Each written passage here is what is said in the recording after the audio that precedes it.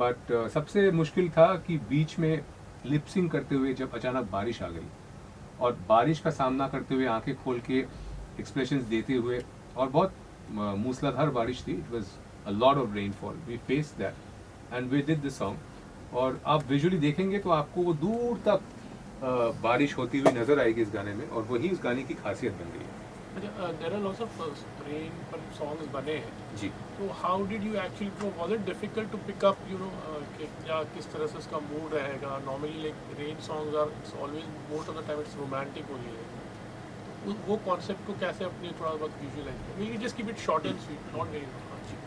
तो हाँ, जैसे कि आपने बोला कि रोमांस पे बहुत से रेन सॉन्ग्स बने हैं, रिमझिम गिरे सावन, प्यार हुआ, इकरार हुआ, तो लेजेंडरी गाने हैं इसमें।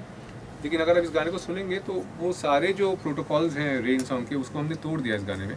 We actually made a song on life, we made a song on how life is short and passing by and how you should capture every moment, और उसको हमने बारिशों में पिरोया है। बाकी अन्वेषा बोलेंगी आपसे। Romance is actually a broad term according to me. आजकल के ज़माने में बहुत इसको मतलब बहुत ही एक ऐसे it's we see from a very narrow lens, narrow perspective कि रोमांस मतलब दो लोगों के बीच में प्यार हो रहा है। Romance is also getting drenched in the rain when we जब हम बारिशों में भीगते हैं we are romancing with nature.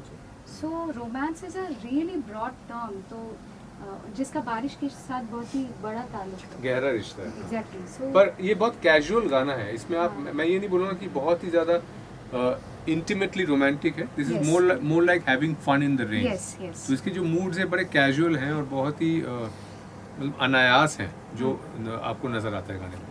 तो जैसे गाना है, गाने की कोरियोग्राफी में also we are talking about like how we have to thought process होता है कि यहाँ पर ये गाना है, ये गाने को इस तरह से you have to mould and you have to इसका कोरियोग्राफ उस तरह से करना है, समथिंग ऑन द जैसे कि डायरेक्शन ऑल्सो लाइक गाना हालांकि मैंने डायरेक्ट किया, सारा कुछ किया, लेकिन कोरियोग्राफिक जो एस्पेक्ट है इस गाने का कि little moves that we have done, उसका श्रेय अन्वेषा को जाता है, तो वो आपको बताएंगी कि किस तरह से उन्होंने इसमें कंसीव बताने किया। जैसा कुछ इतना नहीं है, मतलब there are some basic, if you like being part of a production, being part of a collaboration, then you also collaborate creatively. तो वो एक छोटी छोटी इनपुट्स शूटिंग के दौरान जो I think a lot of artist do that, so it's not an exception. तो इसमें बताने वाली कोई बात नहीं है। तो वो इनपुट्स मैंने दिए शूटिंग के दौरान and he was really glad that I participated in that whole creative process.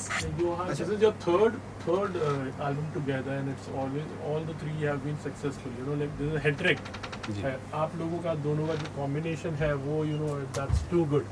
What have you to say on that also? इतने साल से लेकिन आप लोग काम कर रहे हैं एक दूसरे के साथ, एक दूसरे को समझते हैं, something on your combination, लेकिन आप लोगों को तीन एल्बम हिट हो गए। गाने मैंने बहुत, I think this is our 12th single Together. I think पर so. पिछले 3 गाने हमने बहुत बड़ा शूट हाँ किया। Exactly, we have not shot many large videos.